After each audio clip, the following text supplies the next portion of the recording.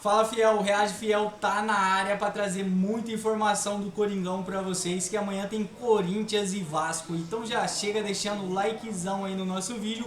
Vamos embora para as informações, prováveis escalações e muito mais informações para vocês aqui no nosso canal. Essa não virou uma rivalidade.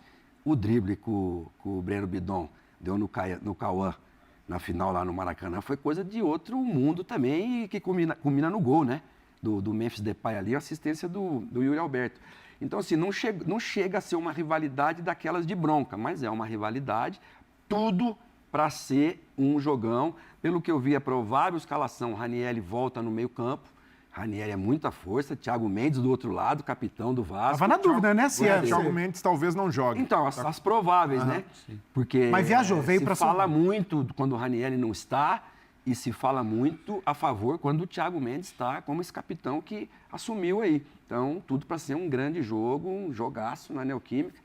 O tabu é feito para ser quebrado, mas do lado de cá tem um cara, do lado de cá Corinthians, que conhece Vasco ali, né? cada cantinho lá de São Januário e do Vasco também, né? Surpreende vocês, Fernando Diniz, com esse novo dinizismo, com essa defesa ali, ó, uma defesa que não toma gol, pelo menos não toma gol. Pois é, o que tá acontecendo? Mas, ó, do outro lado, o ataque tá devendo um pouquinho. O ataque não tá nem chutando pro gol, né? Então. O jogo contra o Vitória acaba sendo ter chutado a gol. O jogo da Copa do Brasil fez o gol no único lance que poderia ter feito. E o Diniz sabe disso, ele está esperto para isso. Agora, é curioso essa situação, a gente está elogiando a defesa do Fernando Diniz, mas não adianta nada, que tem uma conta aí que está indo para a comanda dele, ele não toma gol, mas está no Z4. Tá no Z4. A situação é ganhar esse jogo, é um jogo de 6 pontos. O nosso Rincon passou aqui, falou, lembrou isso. Como o jogo de 6 pontos foi um certo Corinthians e Inter pela classificação que o Corinthians perdeu em casa, já se deu o luxo de perder para um rival direto, que hoje só está na frente do Corinthians na tabela por causa daquele resultado. Então, essa matemática à parte no campeonato, à parte todas as pretensões desses clubes no campeonato, eles são clubes ali que a tendência é eles brigarem pelas mesmas posições, pelo mesmo pedacinho de queijo, como já foi no ano passado, né? Vasco, Corinthians, Santos, o Inter. Então é jogo de 6 pontos. Para o Vasco também.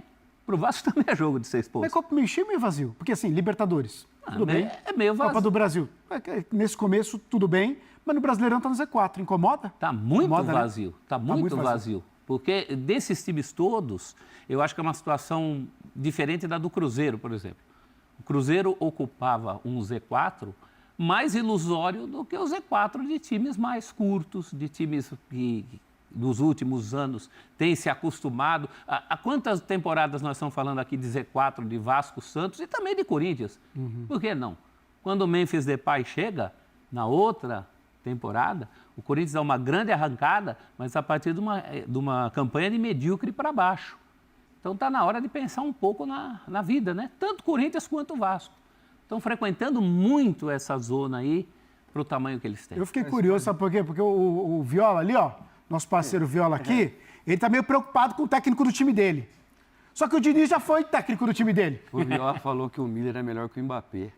Ô, Viola. O Miller jogava bola, mas calma aí. Mbappé não dá, né? Ô, Viola, um abraço aí. A Viola tá dando risada. Eu te mandei pra não é, é que o Diniz já foi técnico do time dele. E ele cornetava, porque ele falava, eu sou passo nervoso, que a bola fica lá, o sassaricando, tem que chutar essa bola, tem que dar aquele estourão pra frente. Mas agora o Diniz tá lá no Corinthians e não leva gol, Viola. E o Perninha vai jogar contra o Diniz, então hein? tem isso ainda. É verdade, tem isso. Outro reencontro, vai anotando os reencontros aí. Anota o Pedro Raul também. Mas isso aí já estava resolvido, né? O Tietê trabalhou junto com o Diniz ali, tiveram uma relação profissional. O ponto do Diniz é que no Vasco era um time que conseguia ser muito irritante, porque o time produzia lá na frente, criava chances, mas em falhas defensivas acabava tomando muitos gols bobos, né, bastante evitáveis, e o Vasco não conseguiu também ter uma sequência, principalmente depois da perda do título da Copa do Brasil. O Pedrinho, que era um presidente que sempre admirou a ideia de futebol do Diniz, não teve força para bancá-lo, né? A pressão ficou muito grande. O Diniz acabou demitido, agora reencontra o Vasco. Acredito que sem mágoas também do lado do Diniz, né? Já viveu muita coisa no futebol para saber lidar e assimilar uma demissão, mas eu vejo que o Diniz também tenta evoluir como treinador. É claro que um recorte de 5 jogos é muito pouco ainda, né, para falar, agora o Diniz tem uma nova versão, equilíbrio. É um treinador que vai priorizar mais o equilíbrio defensivo, mas no Corinthians ele conta com o Hugo Souza, que é um goleiraço, não joga amanhã, é um desfalque pesado para o Corinthians. Gabriel Paulista e Gustavo Henrique, uma dupla de zaga que vai muito bem no jogo aéreo, então isso daí já elimina boa parte dos problemas do treinador na hora de pensar na defesa. E, claro, um time que agora, com o Diniz, retomou sua configuração de um jogo mais natural, né? Com 4 homens no meio campo, cada um fazendo a função que vai melhor. Então, você tem o Bidon na meia esquerda, o André na meia direita, tem o Garro fazendo a criação, subindo muito de produção, e o Diniz exaltando, né, o papel dos atacantes também no momento defensivo. Quando o Corinthians joga com o Memphis é praticamente 1 a menos na recomposição. Com o Lingard e com Pedro Raul ou com o Yuri Alberto, todo mundo volta, todo mundo ajuda a marcar. Acredito que isso ajudou também o Diniz nesse início de trabalho. Não estou dizendo aqui que o Memphis é um problema, mas, por outro lado, o ônus de ter o Memphis em campo é saber...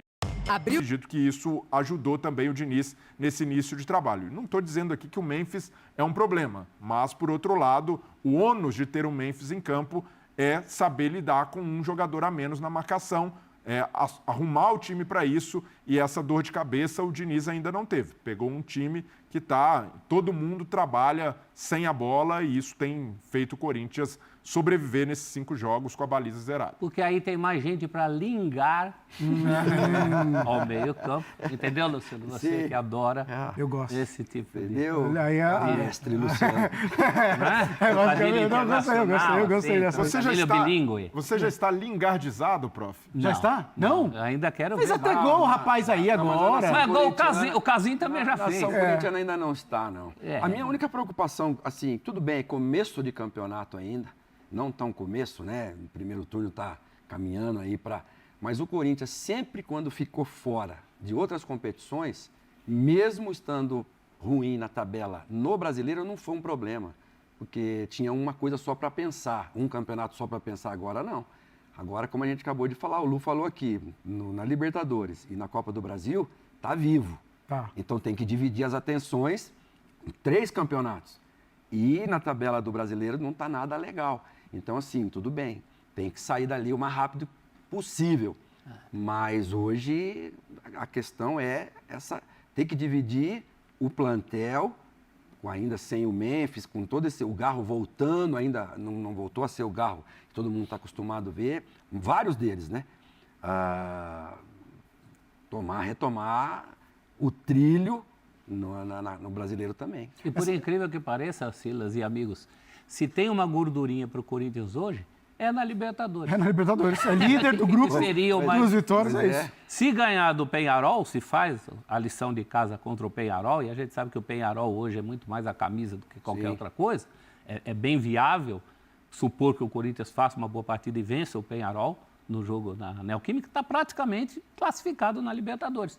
Pode até pensar em dar um carinho ainda maior para o brasileiro, porque é lá que a coisa está pegando. E o Vasco não tem esse dilema, né? Porque caiu do céu para o Renato Gaúcho a punição da Conmebol de 3 jogos, né? E que punição louca, né? Olha, o treinador não foi para o jogo na Argentina. Então não vai mais 3. Vamos puni-lo com mais 3. É uma coisa meio bizarra, mas o Renato deve estar rindo de orelha a orelha com essa punição. Porque ele já não fazia questão nenhuma da Sul-Americana, já tinha descartado ali na prioridade, na hierarquia do Vasco, é Campeonato Brasileiro, Copa do Brasil e Sul-Americana, e o Renato, para ele, caiu do céu uma punição. Agora não precisa ir aos jogos, agora pode ter carta branca para mandar o time reserva para a Sul-Americana e transformar em última prioridade. O torcedor pode chiar, e eu até vejo como algo questionável, né? Dá para dosar um pouco mais. E o Renato sempre fez isso, né? No Grêmio. No Grêmio ele era mestre em fazer isso, né?